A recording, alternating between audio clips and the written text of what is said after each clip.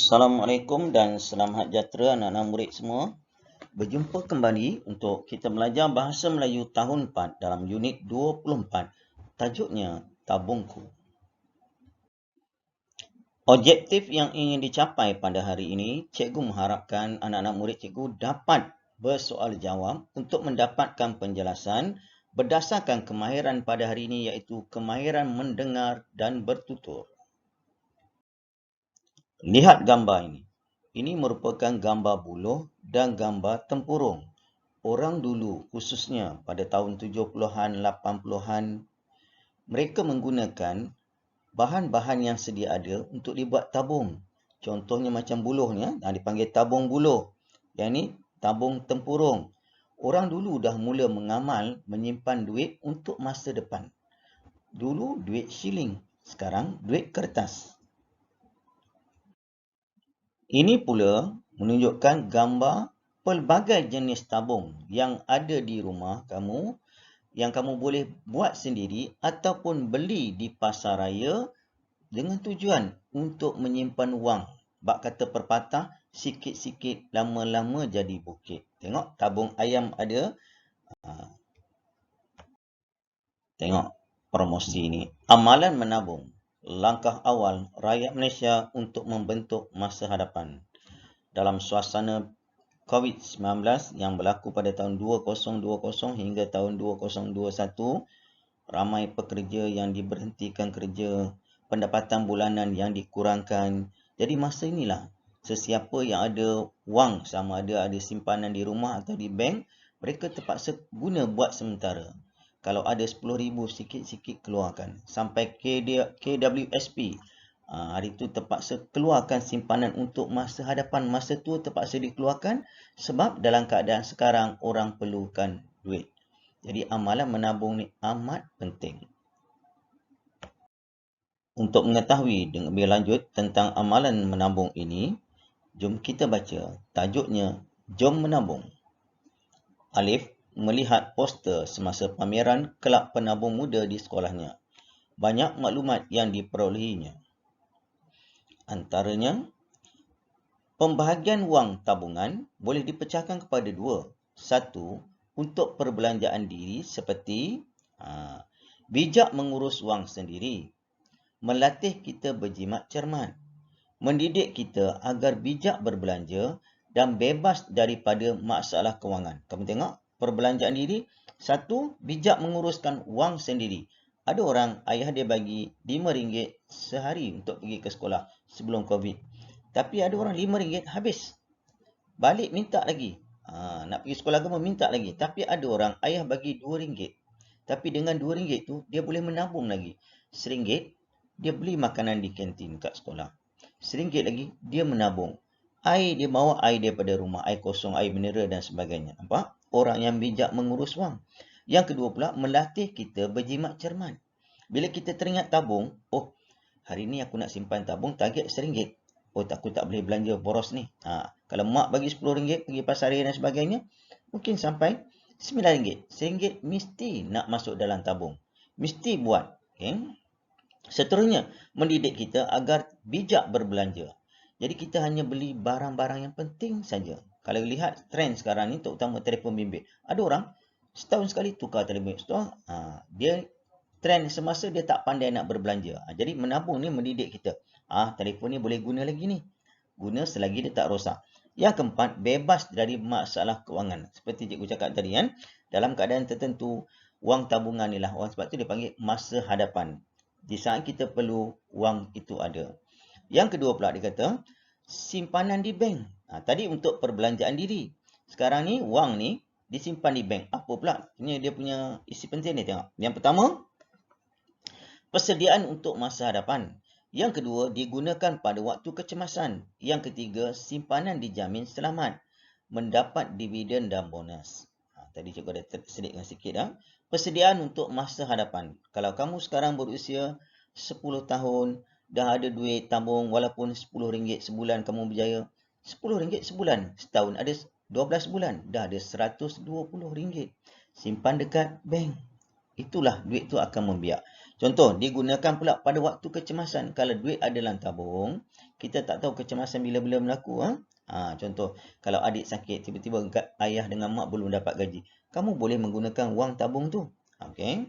Yang ketiga, simpanan dijamin selamat. Siapa simpan dekat bank, duit tu insya-Allah lah selamat. Kalau simpan kat rumah ni, mungkin kecurian. Kalau tak kecurian, mungkin rumah kebakaran. Ataupun tak kebakaran, mungkin banjir. Habis duit rosak dan sebagainya. Jadi simpanan di bank selamat. Yang keempat, mendapat dividen dan bonus. Apa dividen dan bonus ni? Cikgu ambil contoh, paling mudah lah. Kalau kamu simpan dekat bank, pada 1 hari bulan 1, 2021 sehingga 31 Disember 2021, kamu tak ambil duit tersebut. Contoh kamu simpan RM100 dekat bank. Contohnya dekat bank rakyat. Katakanlah bank rakyat ni guna dia bagi 10% faedah menyimpan dekat bank. Cikgu contoh. Kalau tahun depan 1 Januari 2022, kamu pergi kat bank, sebenarnya duit kamu tu akan bertambah. Kalau kita guna 10%, duit kamu dah jadi RM110. Alah, tambah RM10 je sikit kan? Cuba bayangkan. Kalau duit raya kamu simpan dekat bank semua, duit tu ada RM1,000. Bank akan bagi RM100. Banyak RM100. Kalau kamu ada simpanan RM10,000, bank akan bagi RM1,000. Tengok. Lagi banyak kita menyimpan, lagi banyak kita dapat bonus. Apabila dapat maklumat ini, pulang dari sekolah, Alif dan adiknya berbual tentang tabung mereka yang sudah penuh. Apa perbualan mereka? Mari kita tengok. Ini perbualannya. Abang, tabung saya sudah penuh. Apakah yang perlu saya lakukan? Kamu boleh, cuba kamu teka. Apakah abang dia akan jawab? Adakah kamu ingin tahu cara pembagiannya? Cuba kamu fikir. Sambil cikgu bagi penerangan, cuba kamu fikir. Apakah jawapan yang sesuai? Ya, saya ingin tahu. Bolehkah abang menerangkannya? Adik dia nak tahu apa abang nak terangkan. Untuk lebih jelas, tadi maklumat tadi cikgu pindah dalam bentuk begini, dalam bentuk dialog. Antara adik dengan Alif, adik dengan Alif. Cuba kamu lengkapkan apa jawapan yang sesuai. Cuba dulu.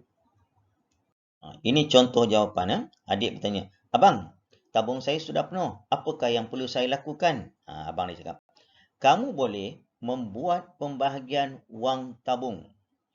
Abang kata, membuat pembahagian wang tabung. Biasanya bahagi dalam matematik. Pembahagian wang tabung. Apa dia? Adakah kamu ingin tahu cara pembahagiannya? Adik kata, ya, dah pasti ingin tahu. Saya ingin tahu. Bolehkah abang menerangkannya? Abang dijelaskan. Ini maksud pembahagian wang tabung. Abang boleh terangkannya. Kamu boleh bahagikan wang tabungan kamu kepada dua bahagian. Bahagian yang pertama adalah untuk perbelanjaan diri.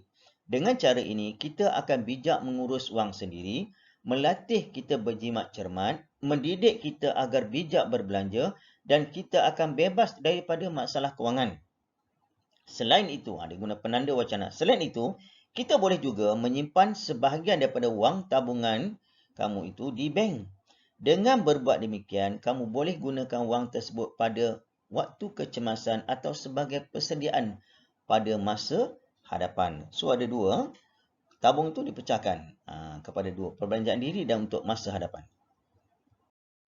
Lihat gambar ini. Jika kamu ada wang lebihan nak disimpan ke dalam tabung, ada 3 tabung kita boleh buat di sini. Satu, untuk perbelanjaan harian kita. Contoh kamu sebagai kanak-kanak, teringin tiba-tiba ada bunyi kling kling kling kling.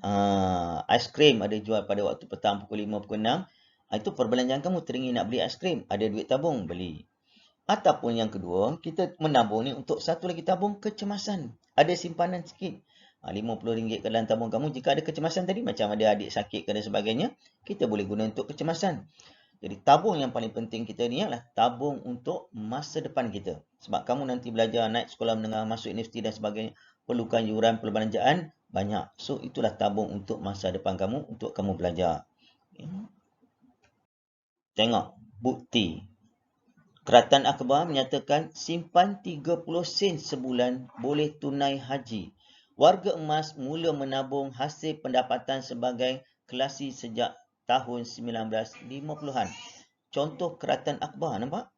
Simpan 30 sen sebulan. Kalau kamu pergi sekolah pun sehari RM1 paling kurang. Ini 30 sen. Duit dahulu cukup bernilai. Zaman cikgu sekolah pergi sehari 10 sen. Tapi cikgu boleh menabung. 5 sen cikgu beli nasi lemak. 5 sen cikgu menabung. Bawa air daripada rumah. kalau teringin nak minum kat sekolah air sirap 5 sen ketika itu, beli, masa tu tak boleh tabung, tak ada wang simpanan. Jadi ada masa 10 sen saja. Sekolah menengah 20 sen. Itu dulu zaman atuk nenek kamu. Itulah perbelanjaan wang. Tengok, simpan 30 sen boleh tunai haji. Tengok gambar kartun. Ada dua orang, bukan nak curi duit. Tapi tengok, duit raya. Orang pertama, dia bawa duit tu pergi simpan ke bank. Ditujukan kepada kamu. Ada duit raya, simpan kat bank. Ada seorang lagi, duit raya, dia bawa ke mana? Pergi kedai permainan video. Habislah. Jadi pilih yang mana kamu nak. Yang ni pula dia kata, kempen jom simpan duit. Kempen jom simpan duit ni macam-macam kita boleh beli. Dengan duit simpanan kamu, kalau kamu teringin sekarang ni nak beli telefon bimbit, nak beli kasut bola, nak beli komputer, apa sajalah. Dengan wang simpanan kamu sebenarnya, dia boleh membantu untuk diri kamu tanpa menyusahkan kedua ibu bapa. Itu saja yang cikgu nak kongsikan pada hari ini berkaitan dengan tabungku. Jadi cikgu harap anak-anak murid cikgu mula menabung. Belum lagi terlambat. Melentur buluh. Biar dari rebuhnya. Biar kita menabung walaupun 10 sen, walaupun 50 sen, walaupun RM1. Tapi duit tu kita akan bertambah sikit-sikit. Lama-lama jadi bukit. Mungkin satu hari nanti kalau kamu menabung, tidak mustahil satu hari nanti dengan wang tabungan itu kamu boleh menjadi seorang jutawan. Cuba carilah internet. Ada orang menabung tapi dia boleh menjadi seorang jutawan. Nak tahu? Cari maklumat itu. Kalau dapat, boleh kongsi dengan cikgu. Itu saja. Jumpa lagi bersama Cikgu Zul dalam tajuk yang seterusnya. Assalamualaikum dan selamat sejahtera. Bye semua.